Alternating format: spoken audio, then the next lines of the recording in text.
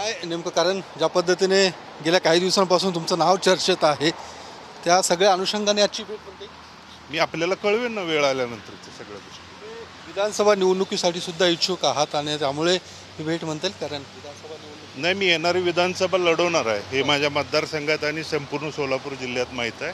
त्या संदर्भात साहेबांना भेटून मी माझे त्या ठिकाणी सांगितलेलं आहे. येणाऱ्या काळात ती गोष्टी सगळ्या क्लिअर होतील.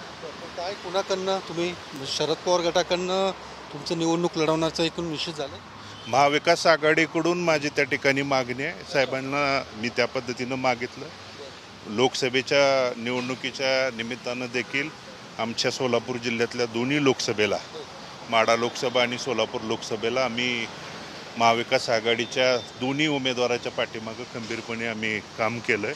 आमच्या मतदारसंघातून, आमच्या भागातून मताधिक्य देण्याची भूमिका आम्ही त्या ठिकाणी पार पाडली आणि म्हणून त्या ठिकाणी विधानसभेच्या माध्यमातून महाविकास आघाडीकडून मागणी आहे. नक्कीच वरिष्ठ नेते मंडळी याबाबतीत विचार करतील. पवार साहेबांनी काय शब्द दिला? काही नाही, सगळ्या गोष्टींचा सारासार विचार करून चर्चा करून निर्णय घेऊ म्हणून.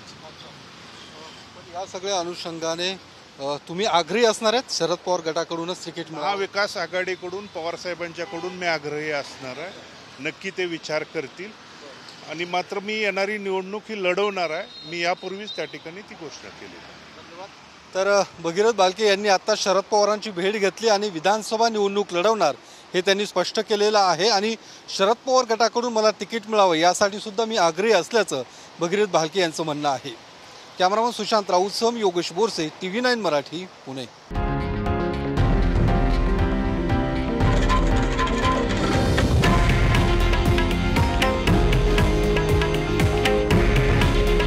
हे आहे देशातील नंबर 1 न्यूज नेटवर्क आणि आपण पाहत आहात TV9 मराठी.